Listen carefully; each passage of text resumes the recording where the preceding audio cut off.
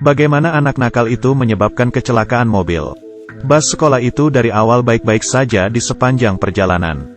Seorang anak laki-laki tali sepatunya lepas. Temannya berlari menggodanya. Anak itu sudah terbiasa dibully di kelas. Di dalam keributan dan suara tawa teman-teman kelasnya, supir itu memarahi. Anak laki-laki itu berjalan ke depan dengan suara pelan. Supir itu berpura-pura tidak mendengar. Siapa tahu bocah laki-laki itu semakin menjadi. Dia memasukkan uang dengan paksa ke kantong si supir. Dan juga pergi merebut kemudi. Begini sangat bahaya. Demi memberikan pelajaran ke anak nakal, dia membawa anak itu turun. Tetapi di waktu yang bersamaan, supir itu menatap si bocah. Dia menyimpan uang $100 itu. Menggunakan kesabaran dirinya. Tetapi supir yang begitu baik. Murid-murid di dalam bus semuanya bertepuk tangan. Bocah itu pun kembali. Sang supir ingin merokok dulu sebelum pergi. Tetapi di saat itu, kejadian yang menyedihkan terjadi. Sebuah truk kehilangan kendali datang menerjang. Dan menabrak bus sekolah yang berhenti di sebelah tebing. Bagian belakang bus merusak pagar.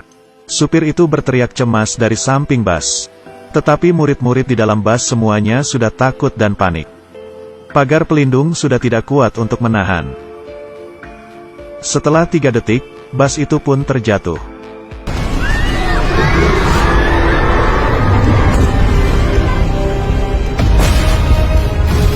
Bus sekolah itu pun terjatuh ke tebing.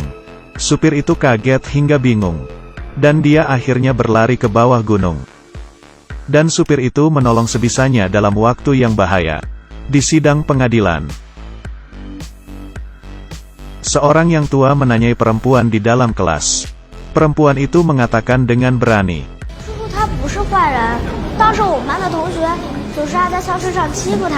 Semua orang gempar. Terakhir supir itu diakuisisi. Tetapi dia tahu, di selanjutnya. Supir bangun. Dan pria di depannya yang memenjarakannya. Bus sekolah jatuh ke bawah tebing. Supir di waktu yang berbahaya, menolong seorang laki-laki. Dan level ini 3 tahun penuh. Bagaimana dengan supir? Bagaimanapun di luar sana banyak yang menginginkannya mati. Selain itu, sekeluarga ini sebenarnya sangat baik padanya. Setiap malam Sabtu, sama-sama makan malam dengan keluarga. Hanya sedikit tidak nyaman, setiap kali sebelum makan.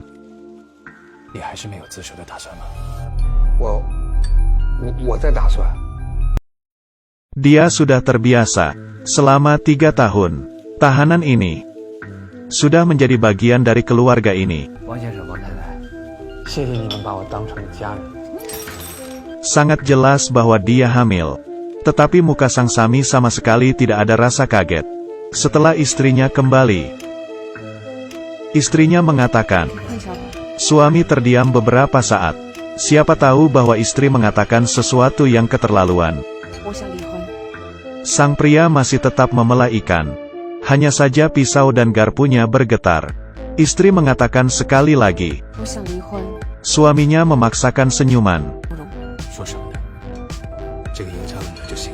Sejak sang istri mengajukan keinginan bercerai itu, ini dari awal sudah bukan keluarga yang normal. Yang pertama adalah sang ibu. Menginginkannya berjalan masuk ke dalam. Sang anak pun menuruti. Saat sang anak berjalan hingga ke depan rak, untung saja sang ayah mendengarkan suara. Berlari dan menolong anaknya yang kaget. Dia kelihatan anak yang manis dan taat. Di depan ayahnya melaporkan. Mengancam kakaknya secara diam-diam.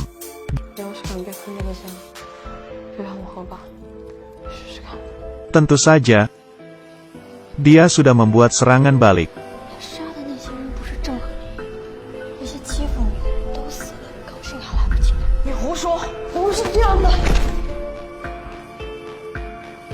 Sang adik mengatakan supir adalah pembunuh. Serangan balik sang kakak. 他杀的那些人不是正和联姻吗？那些欺负你的人都死了，你高兴还来不及呢。你胡说！ Sang adik pun tergelincir ke lantai. Kakak tidak berniat sama sekali untuk menolongnya. Suasana ini, mereka sebenarnya saudara kandung apa bukan? Mau bilang dari sekeluarga ini yang paling tidak normal. Ayah mengatakan di ruang bawah tanah mengurung seorang pembunuh. Sang kakak tidak takut. Sebaliknya, jiwa memberontaknya terbangkit. Sepanjang hari diam-diam pergi melihatnya. Dia memiliki hobi menggambar, menyembunyikannya dari keluarga. Di saat supir melihat gambar laki-laki aneh yang di depannya ini, dia melihat pikiran sang kakak. Untuk menarik perhatian sang supir, ada suatu hari, tiba-tiba mendengar suara minta tolong sang kakak dari lantai atas. Dia mengira akan ada keluarga yang pergi menolongnya. Tetapi suara minta tolong sang kakak semakin besar. Sang supir pun panik. Dia mengetur pintu bawah tanah, tetapi tidak ada respon. Dia ingin membuka jendela keluar, juga tidak bisa dibuka. Di saat dia ingin menobrak pintu, pintu tiba-tiba terbuka. Sekeluarga menatapnya. Sang supir tidak tahu, sang kakak tadi berpura-pura kalau dirinya terkena luka bakar. Dan di malam hari, sang kakak datang ke ruang bawah tanah lagi. Semalam ini ada urusan apa lagi? Tetapi kali ini, aura sang kakak sangat aneh. Tali sepatunya terlepas. Pelan-pelan menghampirinya, mengulurkan tangan ke supir. Ekspresi lamban, seperti ingin memberikannya sesuatu. Setelah supir lihat, itu adalah uang $100. Di waktu yang bersamaan, sang kakak mengatakan kalimat yang familiar. Kalimat ini adalah di 3 tahun yang lalu, penyebab kecelakaan. Supir itu tiba-tiba merasa ketakutan.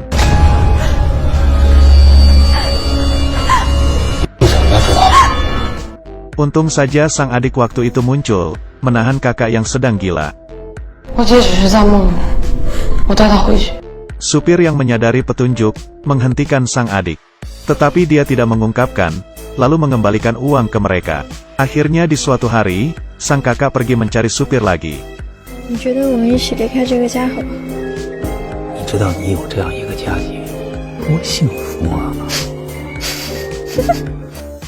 Potongan film ini berasal dari film yang akan ditayang.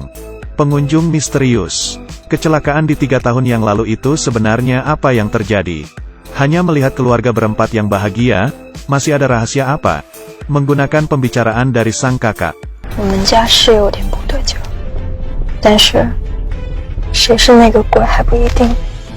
Orang yang dimaksudnya, apakah sang ayah yang ketat, ibu yang lemah lembut, atau adik yang sombong? Dan supir yang dikurung adalah bos besar di balik layar atau puppet yang digerakkan orang lain. Aku sudah melihat abis novel aslinya. Pada dasarnya ini adalah yang meraih ketegangan terbaik tahun ini. Di sini bisa memberikan semuanya 2 tips. Selain dari keluarga yang aneh, masih ada 2 orang penting. Yang pertama anak kecil yang bernama Lulu. Satunya lagi, yaitu bocah yang dibully ini. Perhatikan baik-baik warna matanya abu-abu. Ini adalah film yang penuh detail. Kejutan di akhir, di luar imajinasi Anda. Tanggal 1 Mei kita ketemu di bioskop.